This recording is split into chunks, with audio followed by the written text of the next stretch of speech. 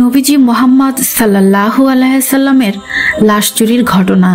557 হিজরি সনের একটি রাতের ঘটনা। চারিদিকে নীরব নিস্তব্ধ, কোথাও কোনো সারা শব্দ নেই। এদিকে সুলতান নুরউদ্দিন রহমতুল্লাহ তাহাজ্জুদ নামাজ আদায় করার পর ঘুমিয়ে পড়েছেন। এমত অবস্থায় হঠাৎ তিনি স্বপ্নে দেখলেন স্বয়ং রাসূলুল্লাহ সাল্লাল্লাহু আলাইহি সাল্লাম তার কামরায় এসে উপস্থিত হয়েছেন। তিনি কোনো ভূমিকা ছাড়াই দুজন নীল চক্ষু বিশিষ্ট লোকের দিকে ইঙ্গিত করে বলেন, হে নুরউদ্দিন মাহমুদ, এরা দুজন আমাকে খুবই বিরক্ত করছে। এই দুজন থেকে তুমি আমাকে মুক্ত করো। এই ভয়াবহ স্বপ্ন দেখে নুরউদ্দিন জাহাঙ্গীর রহমতুল্লাহ অত্যন্ত ভীত সন্ত্রস্ত হয়ে ঘুম থেকে জাগ্রত হলেন এবং কিংকর্তব্য বিমূঢ় হয়ে গোটা কক্ষে পায়চারি করতে লাগলেন। সাথে সাথে তার মাথায় বিভিন্ন প্রকার চিন্তা ঘুরপাক খেতে লাগলো। তার হৃদয়ে রাজ্যের ভিড় জমাতে লাগলো, হাজার রকমের প্রশ্ন। তিনি ভাবতে লাগলেন, আল্লাহর রাসূল সাল্লাল্লাহু আলাইহি সাল্লাম তো এখন কবরের জীবনে। তার সাথে অভিশপ্ত ইহুদিরা কি ষড়যন্ত্র করতে পারে? কি হতে পারে তাদের চক্রান্তের স্বরূপ? তারা কি রাসূল সাল্লাল্লাহু আলাইহি সাল্লামের কোনো ক্ষতি করতে চায়? তারা কি চায়? পরজীবনেও নবীজির সাথে ষড়যন্ত্রে লিপ্ত হতে? তাছাড়া আমাকে দুজন ইহুদির চেহারাই বা কেন দেখানো হলো? শয়তান তো আল্লাহর নবীর রূপ নিয়ে আসতে পারে না। তাহলে কি আমি সত্য স্বপ্ন দেখেছি? এসব ভাবতে ভাবতে সুলতান নুরউদ্দিন রহমতুল্লাহ অস্থির হয়ে পড়লেন। তিনি ওযু গোসল সেরে আবারও 2 রাকাত নামাজ আদায় করলেন। তারপর মহান আল্লাহর দরবারে ক্রন্দনরত অবস্থায় অনেকক্ষণ মুনাজাত করলেন। কারণ সুলতানের কাছে তখন এমন কেউ ছিল না যার সাথে তিনি পরামর্শ করবেন। আবার এই স্বপ্ন এমন নয় যে তার সাথে ব্যক্ত করতে পারবেন। অবশেষে আবারও তিনি বিছানায় শয়ন করলেন।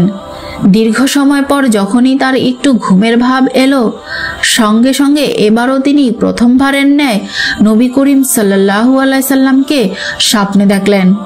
নবীজি তাকে পূর্বের ন্যায় বলছেন, হে নুরউদ্দিন মাহমুদ, এই দুজন থেকে আমাকে মুক্তি করো, ওরা আমাকে খুবই বিরক্ত করছে।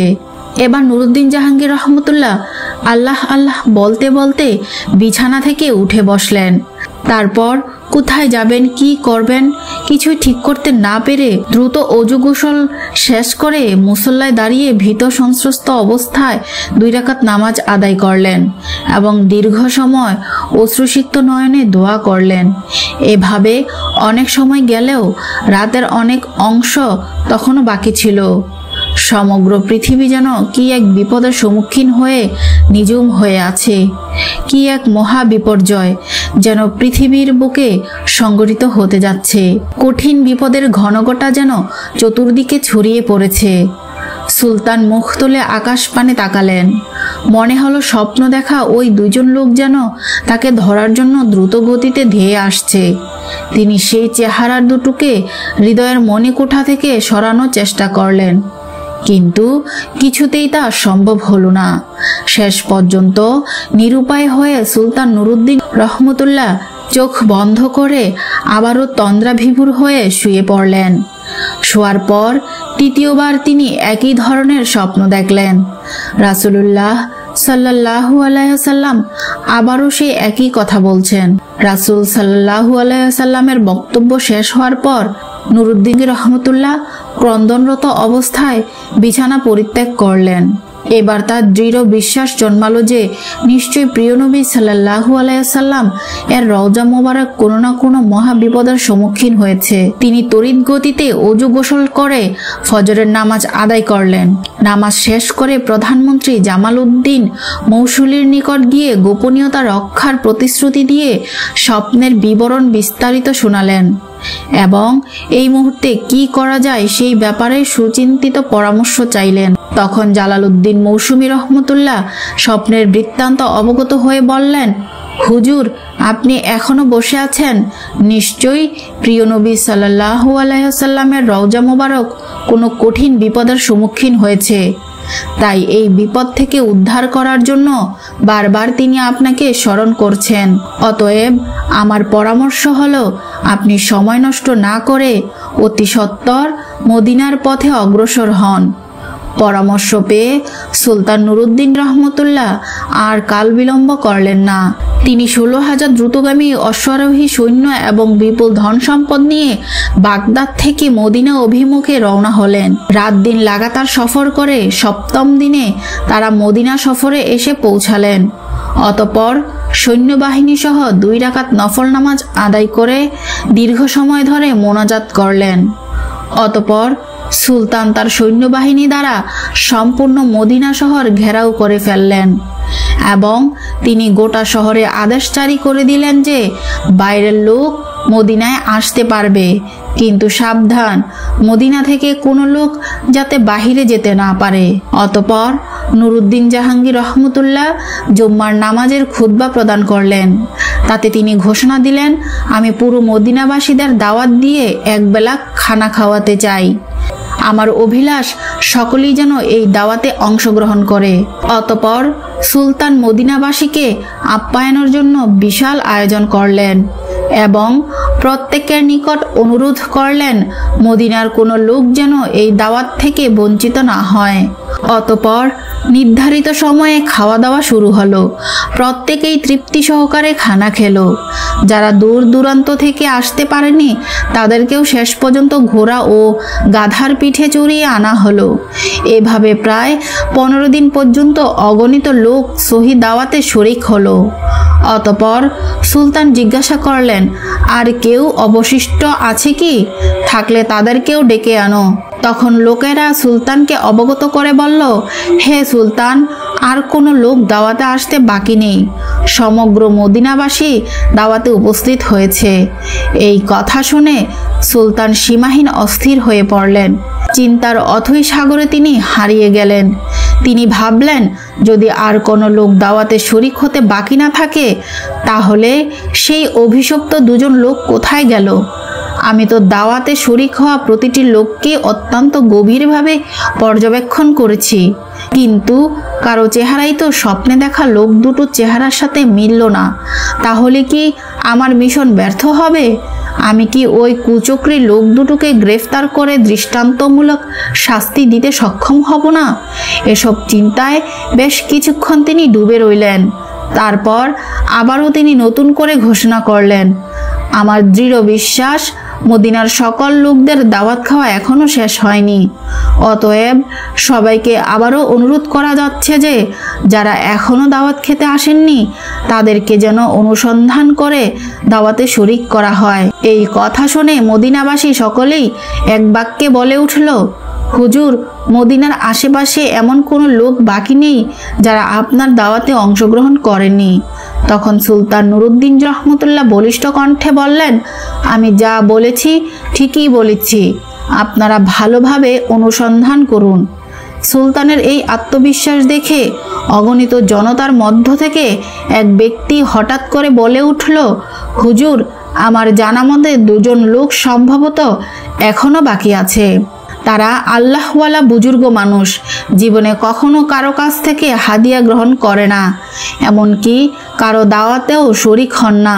তারা নিজেরাই লোকদেরকে অনেক দান খয়রাত করেন। নীরবতা তারা অধিক পছন্দ করেন।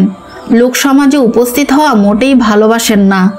লোকটির বক্তব্য শুনে সুলতানের চেহারায় যেন বিদ্যুৎ চমকাচ্ছিল। তিনি কাল বিলম্ব না করে কয়েকজন লোক সহকারে ওই লোক দুটোর আবাসস্থলে গিয়ে উপস্থিত হলেন। তিনি সেখানে দেখলেন, ওই তো সেই 2জন লোক যাদেরকে স্বপ্নে দেখানো হয়েছিল। তাদেরকে দেখে সুলতানের চোখ রক্তবর্ণ ধারণ করল। তিনি জিজ্ঞাসা করলেন, কে তোমরা? কোথা থেকে এসেছ? তোমরা সুলতানের দাওয়াতে শরিক হলে না কেন? তখন লোক দুটো নিজের পরিচয় গোপন করে বলল, আমরা মুসাফির, হজের উদ্দেশ্যে মক্কায় এসেছিলাম। হজের কাজ শেষ করে জিয়ারতের উদ্দেশ্যে রওজা শরীফে এসেছি, কিন্তু প্রিয় নবী সাল্লাল্লাহু আলাইহি সাল্লামের প্রেমে আত্মহারা হয়ে ফিরে যেতে মন চাইল না, তাই বাকি জীবন কাটিয়ে দেওয়ার নিয়তে এখানে রয়ে গিয়েছি। আমরা কারো দাওয়াত গ্রহণ করি না। এক আল্লাহর উপরেই আমাদের পূর্ণ আস্থা। আমরা তার উপর নির্ভরশীল। ইবাদত এবং পরকালের চিন্তায় বিভোর থাকি। আমাদের কাজ পবিত্র কোরআন তেলাওয়াত, নফল নামাজ এবং ওজিফা পাঠেই আমাদের সময় শেষ হয়ে যায়। সুতরাং দাওয়াত খাওয়ার সময়টা কোথায়? তখন উপস্থিত জনগণ তাদের পক্ষ হয়ে বলল, হুজুর, এরা দীর্ঘদিন যাবৎ এখানে অবস্থান করছে, এদের মতো ভালো মানুষ আর হয় না। সব সময় দরিদ্র, এতিম এবং অসহায় মানুষকে প্রচুর পরিমাণে সাহায্য করে থাকে। তাদের দানের ওপর অত্র লোকদের প্রচুর পরিমাণে জীবিকা নির্ভর করে। সুলতান নুরউদ্দিন রহমতুল্লাহ লোকদের কথা শুনে লোক দুটির প্রতি পুনরায় গভীর দৃষ্টিতে তাকালেন। অত্যন্ত সূক্ষ্মভাবে তাদের পা থেকে মাথা পর্যন্ত পর্যবেক্ষণ করলেন। এতে আবারও তিনি নিশ্চিত হলেন যে এরাই তারা যাদেরকে তিনি স্বপ্নে দেখেছিলেন। এবার সুলতান গম্ভীর স্বরে তাদেরকে বলেন, সত্য কথা বলো, তোমরা কি, কেন এবং কি উদ্দেশ্যে এখানে এসেছো? কিন্তু এবারেও তারা পূর্বের কথা পুনরাবৃত্তি করে বলল, আমরা পশ্চিম দেশ থেকে পবিত্র হজ পালনের জন্য এখানে এসেছি। রাসূল সাল্লাল্লাহু আলাইহি সাল্লামের নৈকট্য লাভই আমাদের একমাত্র লক্ষ্য। এই উদ্দেশ্যে আমরা এখানে অবস্থান করছি। সুলতান এবার কারো কথায় কান না দিয়ে তাদেরকে সেখানে আটকে রাখার নির্দেশ দিলেন। অতঃপর তিনি স্বয়ং তাদের থাকার জায়গা গিয়ে খুব ভালো করে অনুসন্ধান চালালেন। সেখানে অনেক মাল সম্পদ পাওয়া গেল এবং পাওয়া গেল বহু দুর্লভ জিনিসপত্র, কিন্তু এমন কোনো জিনিস পাওয়া গেল না যার দ্বারা স্বপ্নের বিষয়ে কোনো প্রকার সহায়তা হয়। তাই নুরউদ্দিন জাহাঙ্গীর রহমতুল্লাহ অত্যাধিক পেরেশান হয়ে গেলেন। রহস্য উদ্ঘাটন করতে না পারায় তিনি সীমাহীন চিন্তিত হয়ে পড়লেন। অতঃপর মদিনার বহু লোকজন এসে তাদের জন্য সুপারিশ করে বলল, হুজুর, এরা নেককার বুজুর্গ লোক। দিনভর তারা রোজা রাখেন এবং রাতের অধিকাংশ সময় ইবাদত বন্দেগীতে কাটিয়ে দেন। 5 ওয়াক্ত নামাজ তারা রওজা শরীফের নিকট এসে আদায় করেন। প্রতিদিন নিয়মিত জান্নাতুল বাকি জিয়ারত করতে যান। প্রতি শনিবার মসজিদুল কুবাতে গমন করেন। কেউ কিছু চাইলে তাদেরকে খালি হাতে ফিরিয়ে দেন না। সুলতান তাদের অবস্থান শুনে সীমাহীন আশ্চর্যবোধ করলেন। তথাপি তিনি হাল ছাড়বেন না। কক্ষের অংশে অনুসন্ধানে দৃষ্টি ফিরিয়ে যাচ্ছেন। ঘরের প্রতিটি বস্তুকে গভীরভাবে পর্যবেক্ষণ করছেন, কিন্তু সন্দেহ করার মতো কিছুই তিনি খুঁজে পাচ্ছিলেন না। অতঃপর নুরউদ্দিন জাহাঙ্গীর রহমতুল্লাহ এক পর্যায়ে সঙ্গীদেরকে বললেন, আচ্ছা, তাদের নামাজের মসল্লাটা একটু উঠাও তো দেখি। সঙ্গীরা নির্দেশ পেয়ে মসল্লাটা তুলে ফেলল। তখন মসল্লার নিচ থেকে একটা চাটাই বের হলো। তখন সুলতান আবারও নির্দেশ দিলেন, ওই চাটাই সরিয়ে ফেলো। অতঃপর চাটাই সরানোর পর দেখা গেল একখানা বিশাল পাথর। সুলতানের নির্দেশে তাও সরানো হলো। এবার পাওয়া গেল এমন একটি সুড়ঙ্গ পথ যা বহুদূর পর্যন্ত চলে গেছে, এমনকি তা পৌঁছে গেছে নবীজির রওজা শরীফের অতি নিকটে। এই দৃশ্য দেখা মাত্র নুরউদ্দিন জাহাঙ্গীর রহমতুল্লাহ বজ্রহাতের সেই চমক উঠলেন। অস্থিরতার কালো মেঘে ছেয়ে যায় তার সমস্ত হৃদয়ের আকাশ। ক্রোধে লাল হয়ে যায় তার মুখমণ্ডল। অতঃপর লোক দুটিকে লক্ষ্য করে ক্ষিপ্ত সিংহের ন্যায় গর্জন ঝাঁঝালো কণ্ঠে বললেন, তোমরা পরিষ্কার ভাষায় সত্যিটা খুলে বলো, নইলে এক্ষুনি তোমাদেরকে যন্ত্রণাদায়ক শাস্তির সম্মুখীন করা হবে। বলো তোমরা কে, তোমাদের আসল পরিচয় কি, কারা এবং কি উদ্দেশ্যে তোমাদেরকে এখানে পাঠিয়েছে। সুলতানের গর্জনে তারা ঘাবড়ে গেল। কঠিন বিপদ সামনে দেখে তারা আসল পরিচয় প্রকাশ করে বলল, আমরা দুজন ইহুদি। দীর্ঘদিন যাবৎ আমাদেরকে মোসল শহরে ইহুদিরা সুদক্ষ কর্মী দ্বারা প্রশিক্ষণ দিয়ে প্রচুর অর্থ সহকারে আমাদেরকে এখানে পাঠিয়েছে।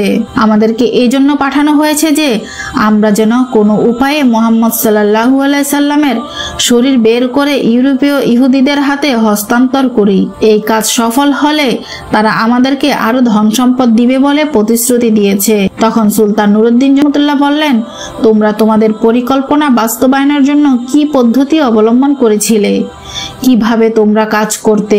তখন তারা বলল, আমাদের নিয়মিত কাজ ছিল রাত গভীর হলে অল্প পরিমাণে সুড়ঙ্গ খনন করা এবং সাথে সাথে ওই মাটিগুলো চামড়ার মশকে ভর্তি করে অতি গোপনে মদিনার বাহিরে নিয়ে ফেলে আসা।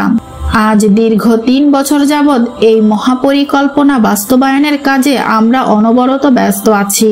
যে সময় আমরা রওজা মুবারকের নিকট পৌঁছে গেলাম এবং সিদ্ধান্ত গ্রহণ করলাম যে 1 সপ্তাহের মধ্যে বিশ্বনবীর লাশ বের করে নিয়ে যাব, ঠিক সে সময় ধরে আমাদের মনে হলো আকাশ যেন ভেঙে টুকরো টুকরো হয়ে যাচ্ছে, জমিন যেন প্রচন্ড ভূমিকম্পে থরথর কাঁপছে, যেন সমগ্র পৃথিবী জুড়ে মহাপ্রলয় সংঘটিত হচ্ছে।